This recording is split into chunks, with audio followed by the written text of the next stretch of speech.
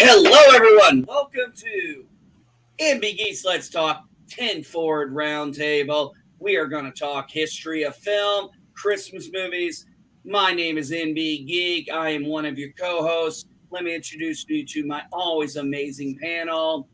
She's smart. She's intelligent. She's what I call a first wave feminist, a real, true, strong woman. Alicia A.V.P. Hey everybody, don't be a Scrooge. And one of my original co-hosts when we started all this crazy stuff up. He's the guy who makes Twitter trolls cry and mops the floors with their tears. Let me introduce you to the man, the myth, the legend, the guy who got Jay and Silent Bob to sign his toy with Baby Yoda in it, Jack Beers! Bah, humbug. I'm just kidding. So, you really got Jay and Silent Bob to do that, huh? Yeah, they came to a dispensary in La Mesa, and they is my webcam on now? Can people see me? It's on. How do you say this name? This is Ramini. Ramini. He normally keeps it off till I do his introduction. Yeah, that's what I do. Anyways, yeah, so they were at a dispensary. It's just signing stuff, and they were giving away. They have their own brand of joints. Jay and Bob do. Yeah. Gee, what a shock. So, I mean, I had been wanting to get with Smith since February because he actually my daughter was having an issue, and I cameoed him. And I asked him to like inspire her, and he was like, "Hey, you want to come to the Clerk set when I start filming?" And so she was real excited about that. I was excited about that too because I was going to fly out there with her. Yeah, I remember you telling me about that, and I remember it didn't pan out, right? Yeah, it didn't pan out because of the COVID thing. Like the union rules, like no guests on set. That can't be held by Kevin, even though he's the director. If he wants people to make his movie, he has to follow the union rules. He has to follow the studio's rules. Yeah, and so he could. Yeah, so he had to cancel. He canceled like August, which was like the month he was filming it. And so I wanted to tell him thanks because he actually did help my kid, even though it didn't pan out exactly the way it was supposed to. He helped my kid. The offer is still important. Yeah, and the fact that he did that anyways was pretty awesome. So I wanted to thank him for that, and I got to do that. And then he made like another quick little video for her as well. And then of course, while I was explaining that to Kevin Smith, I was like, okay, like while he's doing that, here, Jay, take this and you know what to do with it, right? Like he saw it and he loved it. He like reached out for it. And he signed it. He was very careful. He was very careful not to like knock the baby off his hand. He was real, yeah. He was trying to stand it up for Kevin and everything. It was pretty funny. Oh man, yeah. I wish you could have seen. I wish you had been able to take a video of that. I could show you the video I did take. Oh yeah, DM me that. I would love to see that. Yeah. It's like 15 seconds, but it's basically enough. And then I sent, that was basically my Christmas gift to Chardonnay. There you go. That's awesome. So we are talking history of film and as Alicia, Christmas movies. So let's kind of go into it. Alicia, Christmas movie. I mean, here we go. Go for it. Give me your history lesson. Give us your history lesson. So I got 5 of them. The first one is It's a Wonderful Life from 1946. I know I've discussed it before, but I got some new trivia bits this time. So I found out that this movie was actually nominated for 5 different Oscars. So that was kind of interesting to find out. The scene where Donna Reed's character, Mary, where she's supposed to be throwing the window when she's making a wish, they originally thought she wasn't going to be able to do it because they thought, oh, she's a girl. She's not going to be able to do it. And the director originally planned on having it shot out. So basically, when she would throw the rock, it would just shatter because it was shot. No, she actually was able to make the shot herself because she was on the school's baseball team when she was in high school, and she made the shot herself, and they didn't have to shoot out the window. Now, here's the thing for you all who don't know. Donna Reed, who played Mary, later on did one of my favorite Nick at Night shows, the Donna Reed Show. And as something my wife and I said to her one time, she was talking about what she could do, as far as a housewife and stuff. And I said, "You're a regular Donna Reed." And she looked dead at me and was like, "Do you know who Donna Reed is?" I said, "Oh, yeah, I used to watch the show all the time on Nick at Night." Mm-hmm. I mean, I love Nick at Night, yeah. Yes, I love Nick at Night back in the day. Yeah, introduced me to so many old shows. One of the things you got to remember about It's a Wonderful Life is one of the things why it's timeless, I think, is no matter what era you live in, you come across that time. We've all known people who have felt like things didn't work out the way they wanted to. Mm-hmm. Everybody else looks happier, and they're so focused on looking outside. They don't notice what's inside, and it takes an angel and all those prayers of people because he's at his breaking point. Mm-hmm. And I think that's a point people sometimes forget. I mean, this is Jimmy Stewart. I mean, one of the greatest actors of that time.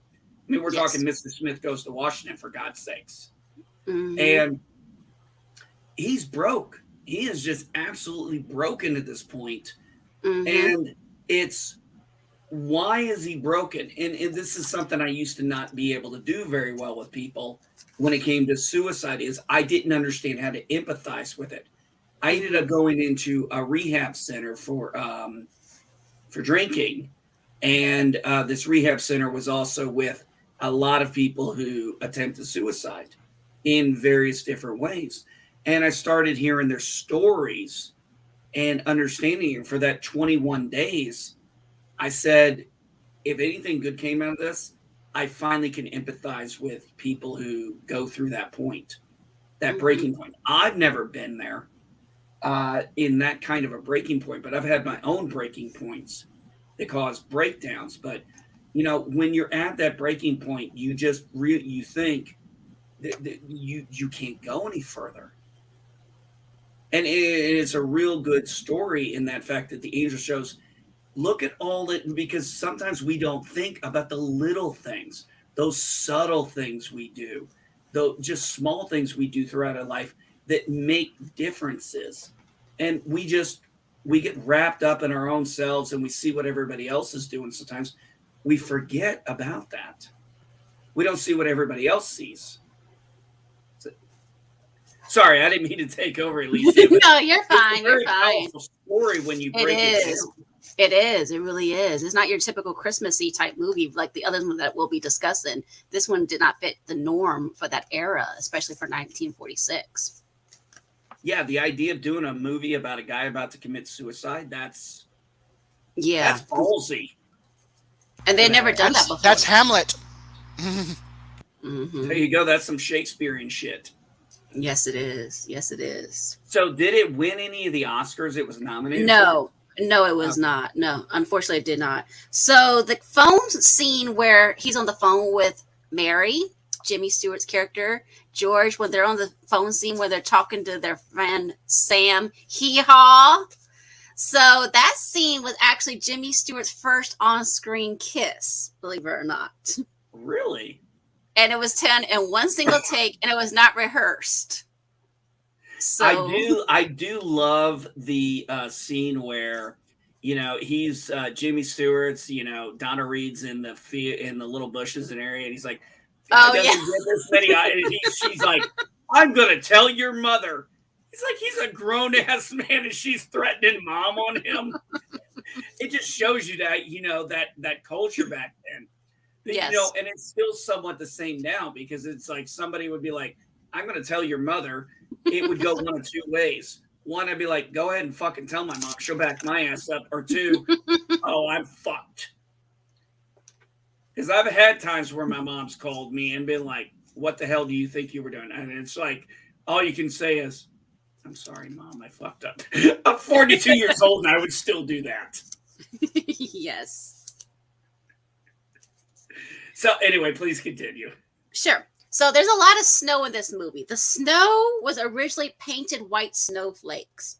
And there was also a sound effect that they had to do to create the sound effect for it. So it was dubbed and later developed for foamite that's used for making, and when you see in the fire extinguishers, is that foamite chemical, soap, and water.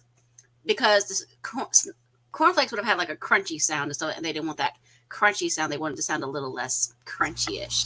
Yeah, it's better than asbestos. Yeah, and but healthier. Also think about it, they can't exactly silence things out like they can now. True. And this movie cost $3.7 million to make it. And the box office, unfortunately, it didn't do as well. It only got $3.3 million. So it was not a box office success. And the whole movie was shot within 90 days. So, yeah, I mean, they didn't originally dub this movie as a Christmassy movie. They were thinking, no.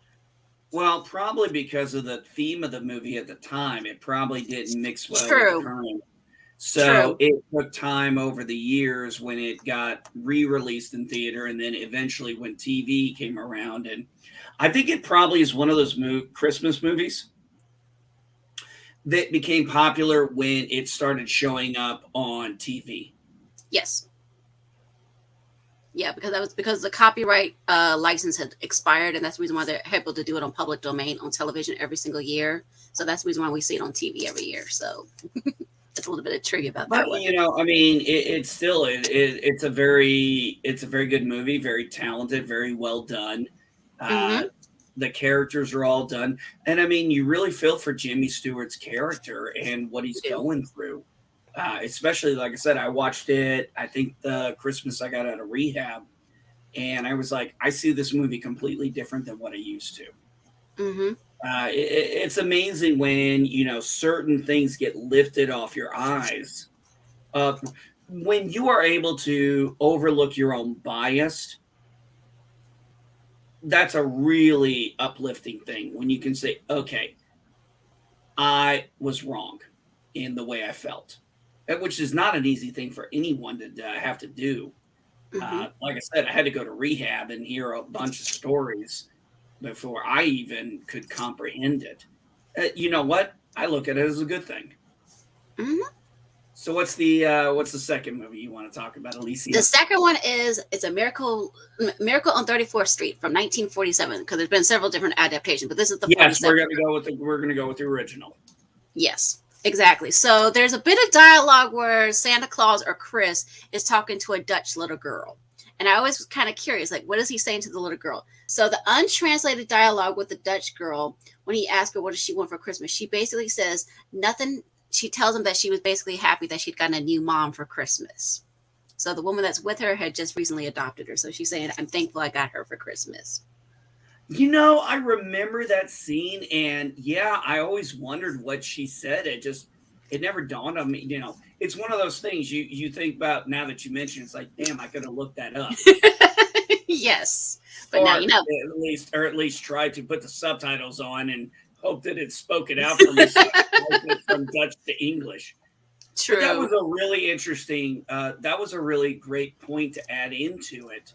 Where you have the little Dutch, she doesn't speak English, and she starts talking to Chris, and he speaks back in fluent. And yes. You know, the mother is very, like, you know, excited for this, and you see the little girl light up. She's like, I can talk. Yeah, great scene. Very great scene. So the whole film was shot during a bitterly cold New York winter. On several occasions, believe it or not, the cameras actually froze when they were filming because it was so cold, which is crazy. So the scenes when we see the Macy's Day Parade during that film, they are actually shots from the actual Macy's Day Parade that happened in 1946. So now they had to film it. Yes. So they had to do that all in one single take. None of that was rehearsed. That's just all from that era and everything like that. And believe it or not, even though this is a Christmas movie again, This was not released at Christmas time. This was released in May of that year. and this film was one of the first ones to be colorized in 1985.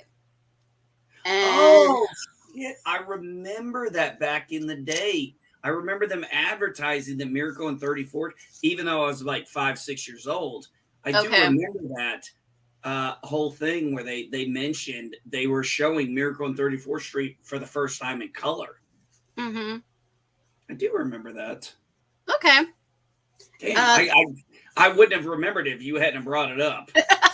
Fair enough. So the person that plays Drunk Santa in this movie actually was in the movie White Christmas, where he played the train conductor. Percy Helton was his name. So if you ever see White Christmas and you look at the train conductor, it's the same one that played the Drunk Santa from this film. Hey, it's cold. The man's got to do something to keep warm. Exactly. And the original title for this movie was actually titled The Big Heart. Now, why is it called Miracle on 34th Street? Is that the street that they lived on? If I'm not mistaken. Yeah, it was newer. Yes, it was. Because it helped soften the girl's heart. Yes, to let her know there is a Christmas. All right, real quick, for Jack, what do you? So, Alicia, you've done 2 minutes. Jack, pick. Why don't you start us off with a movie? Okay. So I'll start with A Christmas Carol. Christmas Carol was originally written by Charles Dickens in 1843, and of course it wasn't until a long time later when they started doing film adaptations of it, because that's film they didn't start making that any adaptations until about the 1880s. But the very first screen adaptation for A Christmas Carol was 1908, and it was produced by SNA Studios, which is now considered lost. Like, the footage is gone; they don't know what happened to it. Since then, there have been over 20 more adaptations of it for film. I watched 3 of them. First one I saw was the Mickey's A Christmas Carol, which was produced in 1983. So I remember that one. This I remember seeing this as a kid too, and I think it was my introduction to A Christmas Carol. You had Scrooge McDuck actually playing Uncle Scrooge. You had Donald playing his nephew, of course. You had Mickey playing what's his name? I know who you're talking about. Bob Cratchit. Yeah, Cratchit. You had Mickey playing Cratchit, and then you had you had various other characters who end up playing the spirits. Jiminy Cricket plays the spirit of Christmas Past. The giant from Jack and the Beanstalk plays the Ghost of Christmas Present, and Pete, who was in a Grim Reaper outfit, was the Ghost of Christmas Future. And remember who Goofy played? Remember his old boss? Goofy played Marley. Yeah. Yeah. I'll have to wear these chains for eternity, perhaps even longer. And then I think he falls down the stairs and goes, I think that would have been my first induction into A Christmas Carol storyline. And if I remember correctly, reading about how his stuff was published, weren't they published in magazines, like pages, like a certain amount of pages per issue for a story? I didn't go that deep into it, but it's possible. I know that a lot of I know a lot of stories started that way, publication slowly. I believe his stuff was done in, I don't know if it was newspapers or magazines. I would assume magazines, like he did like a chapter 1, chapter 2, chapter 3 kind of thing, because I believe he did that for quite a few of his stuff before they got compiled into a full work in a book. I'd have to relook that up, but I'm pretty sure I'm good on that.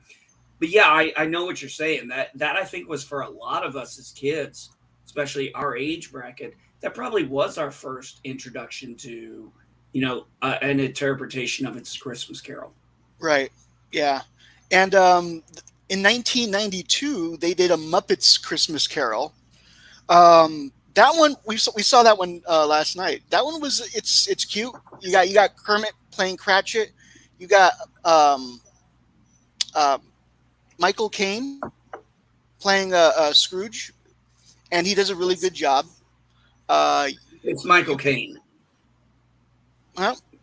It's Michael Caine. Yeah, of course. Yeah. So yeah, he does a really good job. He's the only You got- good thing about Jaws: The Revenge, for God's sakes. right. And in it, Beyond the like, Poseidon Adventure. and in it, like, of course, I said Kermit plays Cratchit. They go home to his home, and guess who he's married to? Miss Piggy. And they have little Miss Piggies and little Kermits, and of course one of the little Kermits is Tiny Tim. Which was, I don't know, I found that very cute. I don't know why. That's exactly how I wanted Kermit's life to like go with Piggy and stuff. Yes.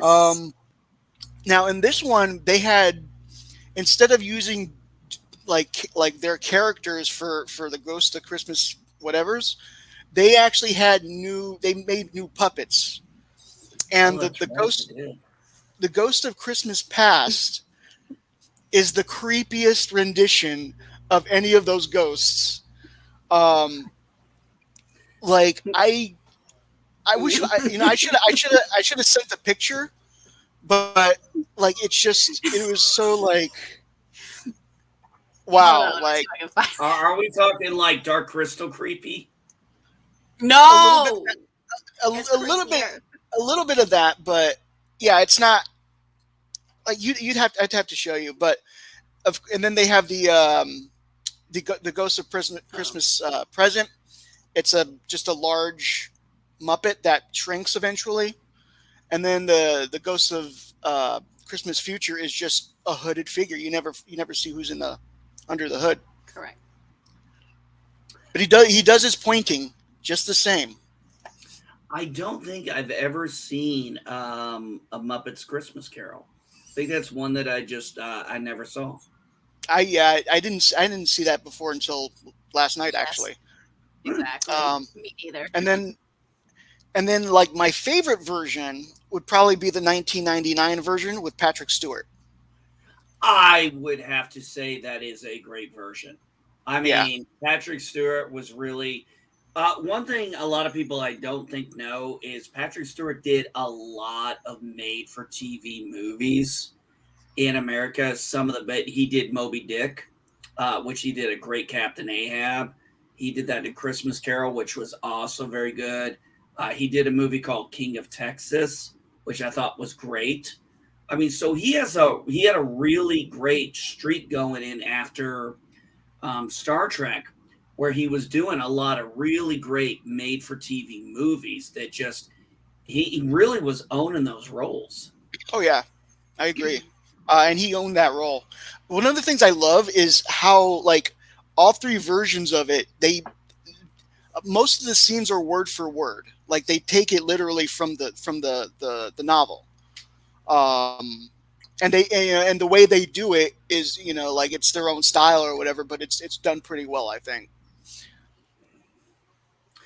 Yeah, I would definitely agree. One of my favorite iterations of this concept, though, I gotta bring up since you brought up A Christmas Carol, is Scrooged. Oh yeah, I gotta bring up Scrooged. It was just really, Bill Murray did such a great job with that role, and Buster was it Buster Poindexter in the movie? God, I gotta remember. I haven't seen it in a while. The one who played the cab driver, the Ghost of Christmas Past. And I love that scene where he's like, yeah, that's the same thing Attila the Hun would said.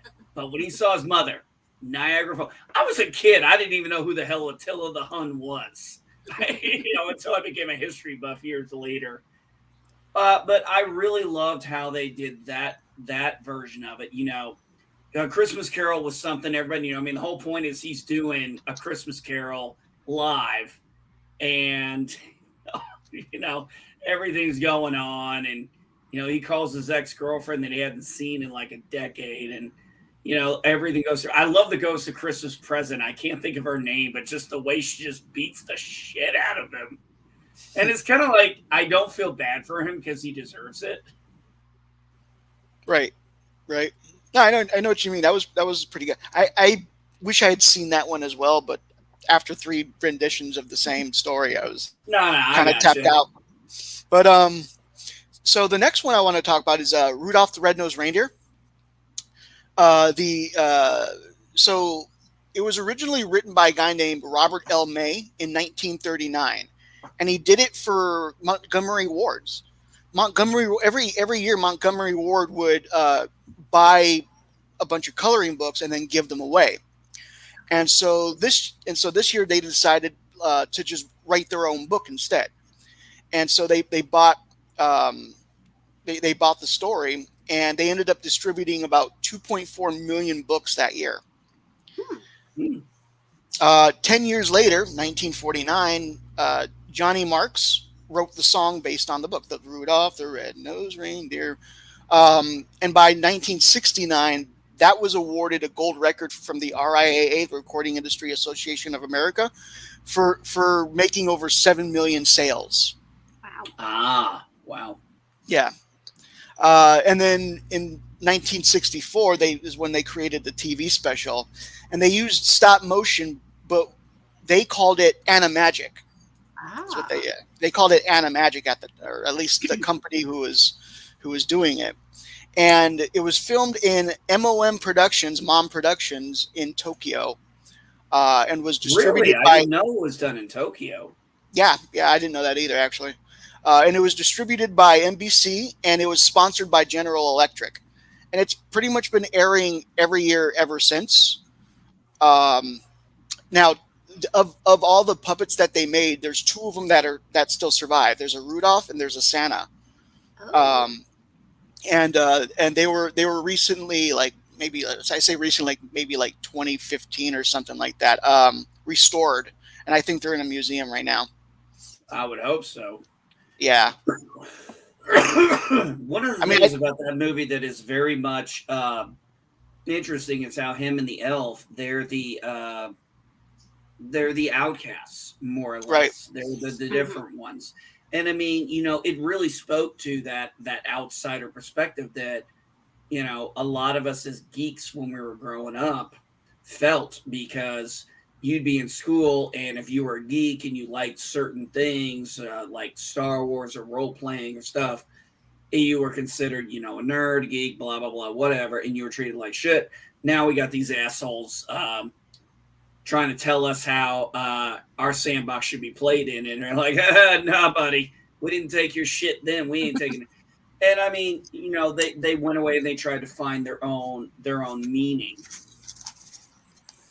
And I mean, even Santa, for all intents and purposes, had an issue with Rudolph's nose.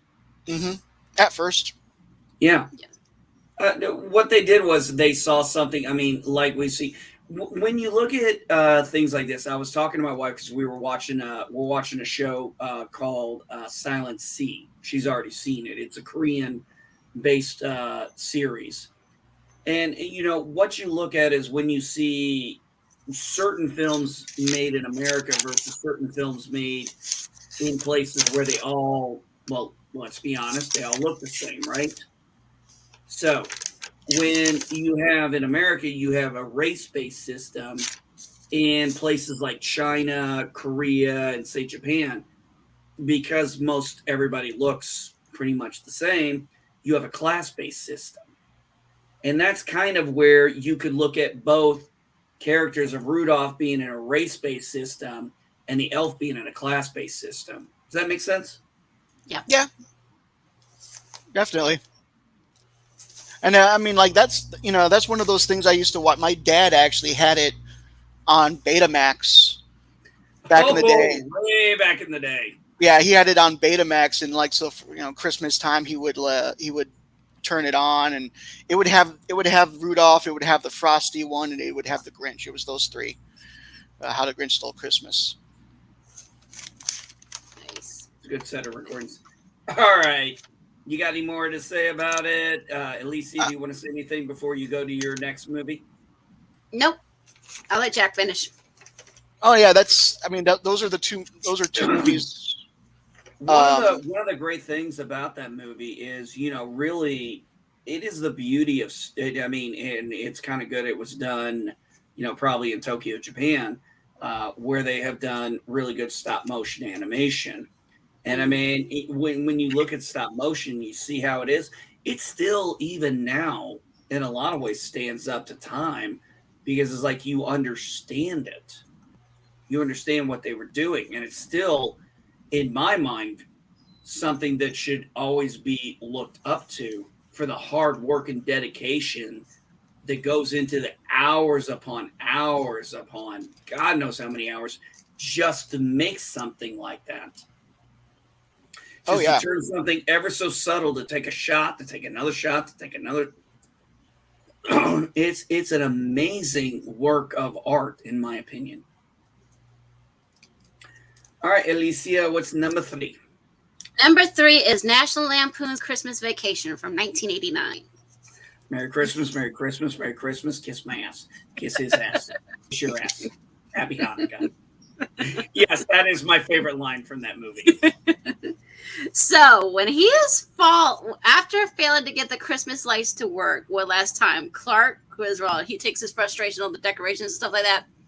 Chevy Chase actually dislocated his finger doing that scene. So he actually is dislocated.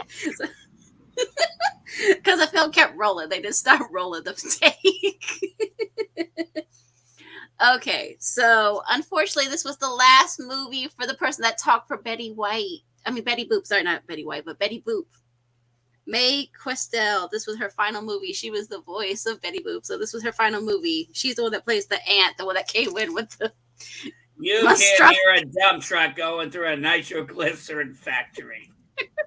Or no, sorry. You wouldn't hear a gasoline truck going through a nitroglycerin factory. There's a funny squeaky sound.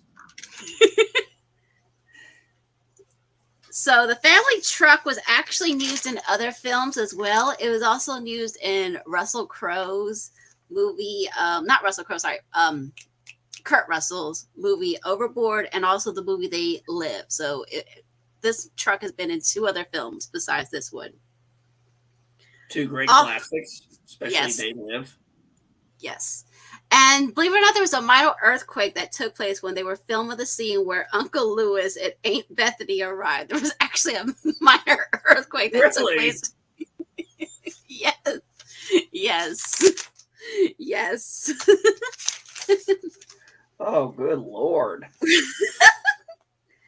And the house front from Bewitched, believe it or not, and New Gidget appeared in the home movie that Clark is watching when he's up in the attic. So that is the house front from those 2 television shows that we were mentioning, like when you were mentioning about Donna Reed earlier. So those are from that house. And the 2 characters, Lewis and Bethany, they are based on George Burns and Gracie Allen. They originally wanted them does that not surprise me? Yes. I mean, they wanted them to play those characters, but unfortunately, they did not. So that's why we got the ones that we did. Oh, man, I would love to see George Burns do that role. Me too.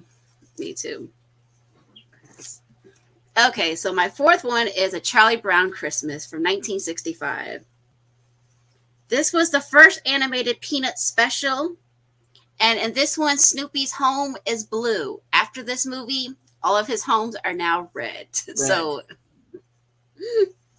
and originally this one had some brief sponsor, but the broadcast was Coca-Cola.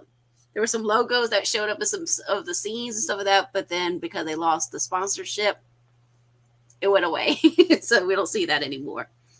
It did win an Emmy. This movie did win an Emmy for Outstanding Children's Program in 1966. And after the animation was finished for this film, the voice for Lucy, she basically broke her voice. And so after that, her voice was changed. So after this film, we never ever hear that original Lucy's voice again. And when it first aired, over 15 million people viewed it when it first premiered on television. And what year was that again? 1965. And one thing I do know about that is because modern day idiots, SJWs, are like, the black kid was on the other side of the table all by himself. And it's like people don't realize the guy who made this had to fight to get that black kid in the movie. Mm-hmm. He had to fight with the executives. He had to fight with the studio to get that person in the movie. He wanted somebody in there like that. So, it's like when I hear idiots like that, it's like, do your guy, like we do your damn research. Right. And I mean, it's been playing now since 1965. It's one of those things, like we say, the Grinch and Christmas Carol and so many others. I mean, these are staple Christmas shows that are seen every year, and people still watch them decade after decade and introduce their children to them. I mean, shit. Look what happened when Bortus watched Rudolph. Yeah. Remember that? Oh yeah. Mm-hmm. They're drinking beer and watching Rudolph, and and he wants to now say, "Oh, I know what to do." No, but I thought that was a really great thing because it was cute. I think Yes, that's one thing that I think that's one thing Seth MacFarlane's been able to do with that is take our cultural references that we know and imply them into a future culture. And that it's nice to know people in the human race is still watching this stuff. They're not just watching opera and reading Shakespeare all the goddamn time. I mean, they're doing more what we would think people would do in the future. So it's number 5, Alicia. Number 5 is actually The Grinch, How the Grinch Stole Christmas from 1966. So the one that did Tony the Tiger, Darryl Ravencroft from Frosted Flakes, the Tony the Tiger that always says, "Great!" He's the one that actually does the song, that sings the song, "You're a Mean One, Mr. Grinch." That is the same person that does that. He's never credited for it, but he did do that singing for that one. And that song and all the songs of those in this movie were all written by Dr. Seuss himself. And the Grinch's color was decided by the director because he would rent cars in the Washington, Baltimore area, and they were all practically that same shade of green every single time he rented a car. That slime green. Yes, exactly. Kind of like that color that's right over here under Jack. Yeah, that color. Exactly. Yeah. And this one sits at 100% positive rating on Rotten Tomatoes, so it has never gotten anything less than that. It would be kind of hard pressed to say. I mean, what are you going to really say about the Grinch? True. I mean, how do you really go about it?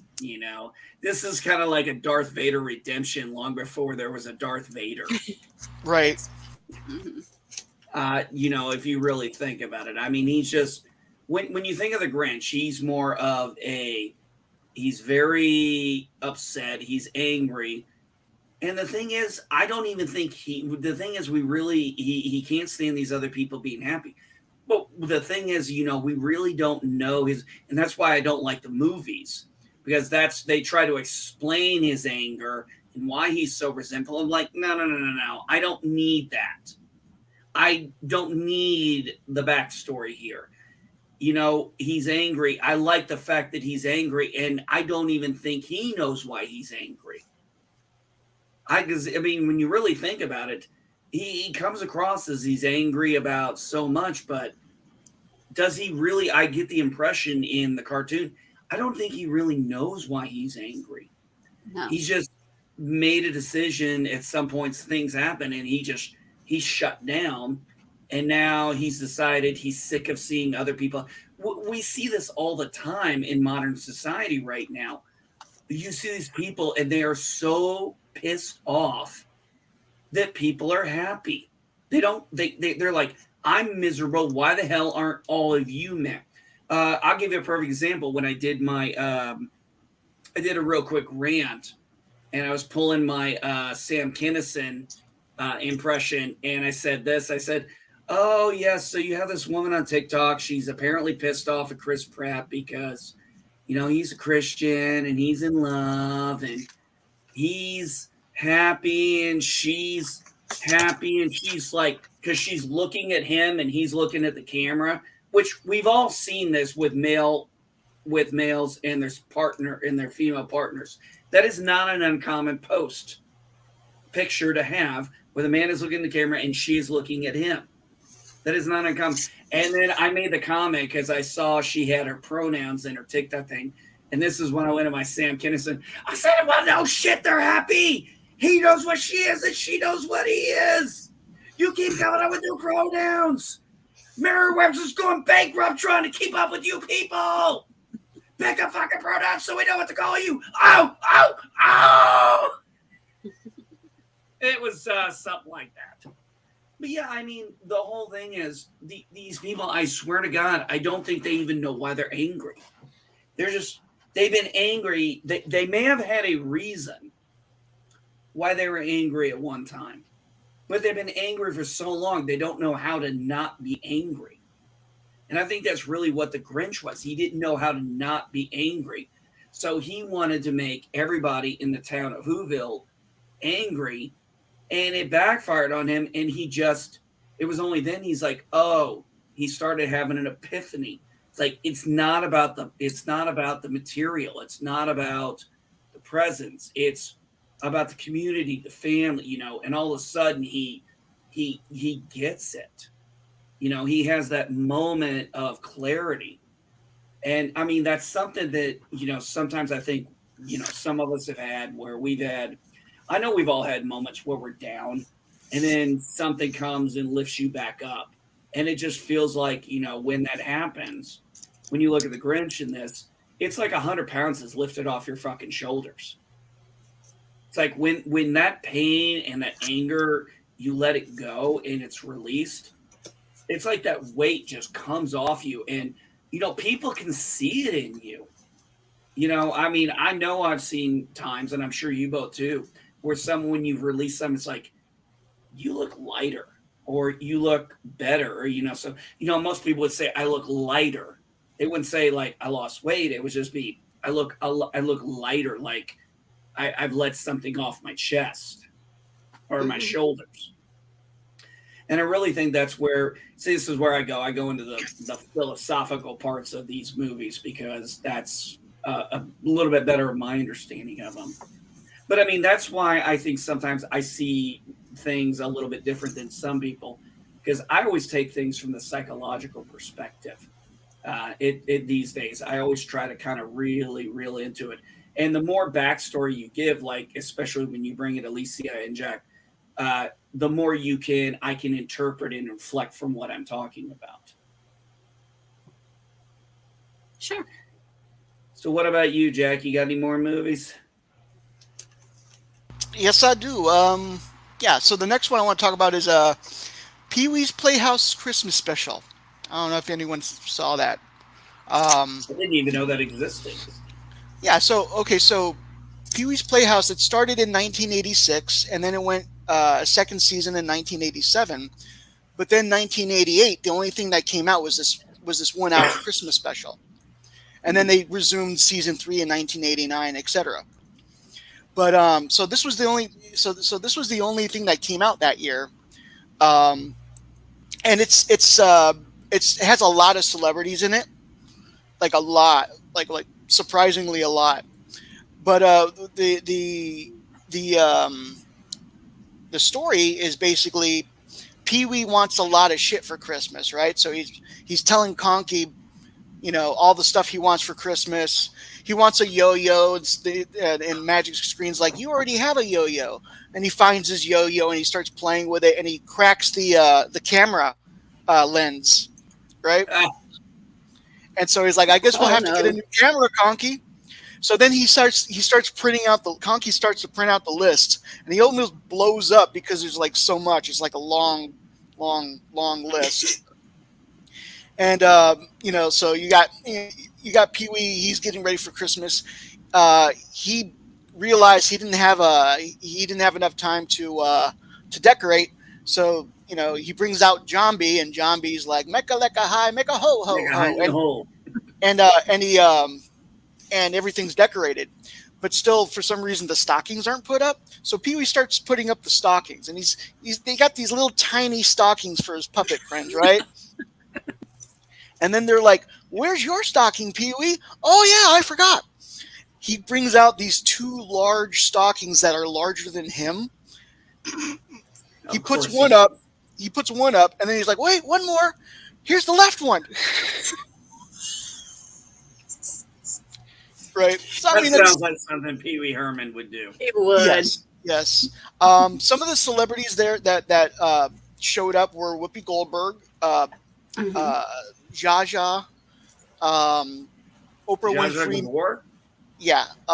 Magic Johnson, Little Richard, and some of them he was kind of mean to be honest. Like at one point, Dinah Shore comes.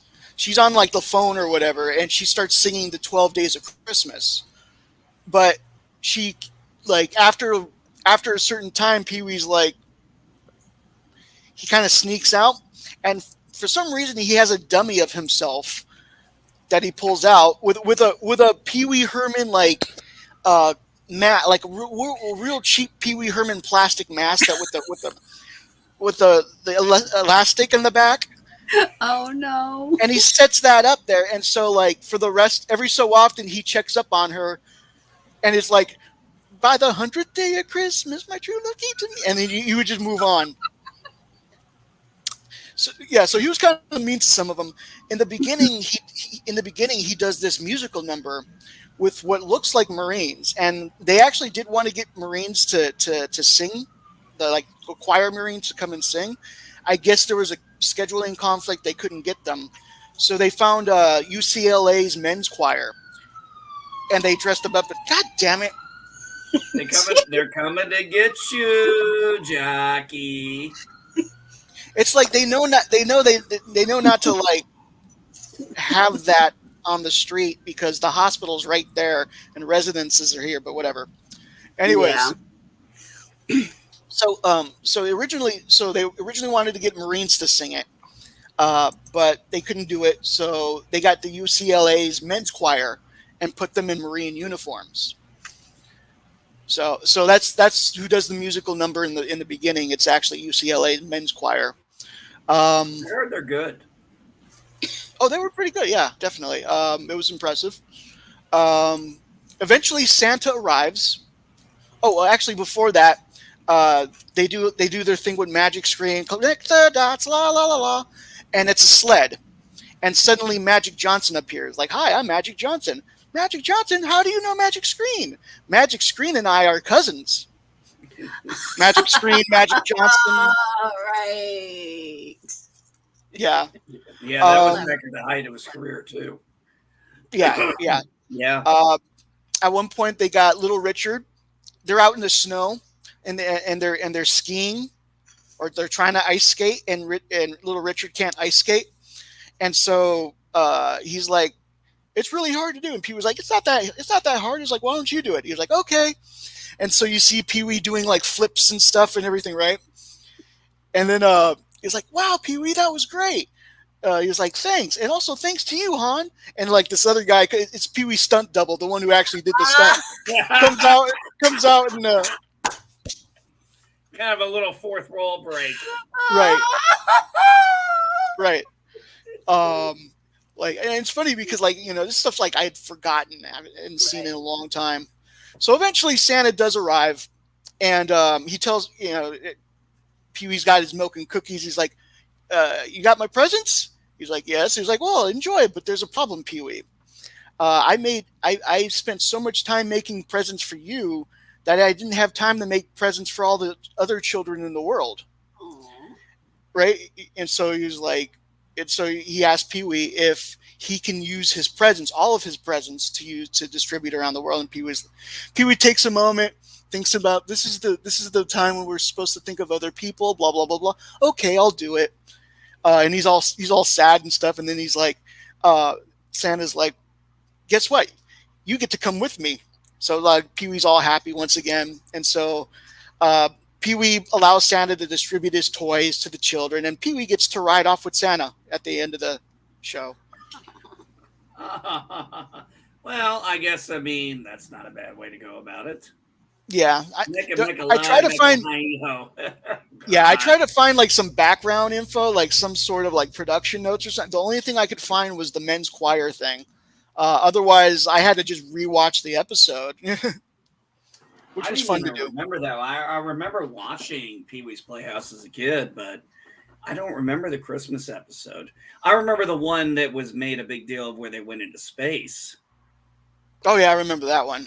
Yeah, Yeah, but yeah, that this was one, with him and the female mail carrier. right? Apparently, Yeah, this only Rita. aired one time. This only aired one time, and apparently that was it. Wow. Well, one of the things about, like we said, when it comes to it, and we're going to close out because we're getting close to an hour and I'm getting a little tired. But one of the great things about, a lot of these movies is some of them are from the 60s, some of them are from the 40s, some of them are from, the early 80s and even. And they've still really held up because they hold to the spirit and the idea of really what Christmas is supposed to be about. Now, depending on how you take Christmas, you can take Christmas as, like I do in ways, as the religious part, but you also take it as it is a secular holiday now. It is not just a solely Christian holiday. Christians have meaning behind it, for a different reason than people who would not be Christians celebrated secular. And I thought it was funny when I was educating my kids on there is a difference because they heard of a guy named, they go, is Father Christmas Santa Claus? I said, no, actually, Father Christmas and Santa Claus are actually two different people. And I got to explain that to him. And then, I've been dealing with, sometimes you deal with idiots who want to say Santa Claus is just some fat white guy. I'm like, uh, the real Santa Claus, who this is based off of, is Saint Nicholas, and he was a very wealthy man, monk, in what is now known as modern day Turkey. So I'm fairly goddamn certain he was Middle Eastern. I'm just gonna take a guess here and say he was Middle Eastern. Yes, he was a Christian. He entered a monastery. That was one of the interesting. He was from a very wealthy family, but he really didn't have a desire for material possessions. He desired to have a different calling, became a monk, he was doing that for years and very happy and very successful at it. And then his parents died due to, I guess, a plague that hit. So he had Yes. all this, yeah, so he had all this wealth and he wasn't sure what he was supposed to do with it. He wasn't the kind of guy to go out and just buy stuff. So instead, he would go out at night in the dead of night and leave, money or things for people until one day, and I'm not going to go, and when he gave a man who had to marry off his three daughters, uh, he left him money for a dowry for each one of his daughters when they were to be married off. And it was a third daughter, he comes in, he tracks St. Nicholas, well, now St. Nicholas down. And of course, St. Nicholas is embarrassed, because this was not supposed to be known. He didn't want to be known. And of course, he asked the guy not to tell him. Of course, the guy promises, but yeah, that's not going to really freaking probably happen. He's got too big a secret to keep to himself. And that was where the whole idea came behind, the idea of Santa Claus, dating back that far.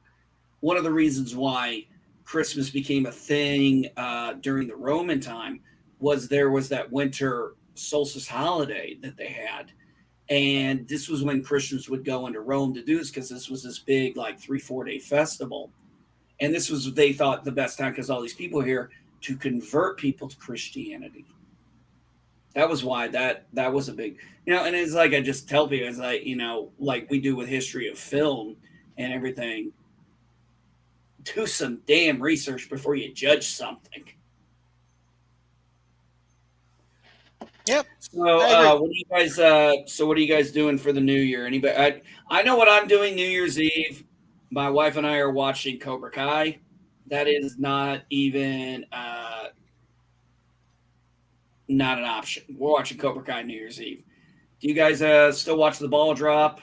I don't anymore because I'm sorry, it just what is not the same without Dick Clark. Right. I don't know. I mean, the last few years I've been just kind of. I would either watch like some live streams or something like that, or like I used to enjoy watching Don Lemon get drunk on CNN. But other than that, I don't really. Yeah, I don't. I mean, I'm gonna drink that night. Um, As opposed to any other night. right. I'm gonna have the next day off, and yeah. Yeah, I don't really have any New Year's Eve traditions. Like I said, I stopped watching the ball. The last time I watched the ball drop was the last time Dick Clark did it. I tried to watch it with whatever his name was, and I was like, nope, I can't do it. It's just not the same anymore. Anderson Cooper, he sits there and freezes. It's kind of funny because he sits there and he's obviously cold and shivering. How is a guy that young? He's trying to be damn gray. I want to know something. How the hell does a guy that young have so much fucking gray in his hair? It's ridiculous. I don't know. I mean, is he stressed out that much at CNN? I don't know. Could be. What about you, Alicia? What you gonna do for New Year's Eve? I don't know. Might watch a movie. Might sleep through the whole thing. Just say, okay, I went to sleep in 2021. Woke up in 2022.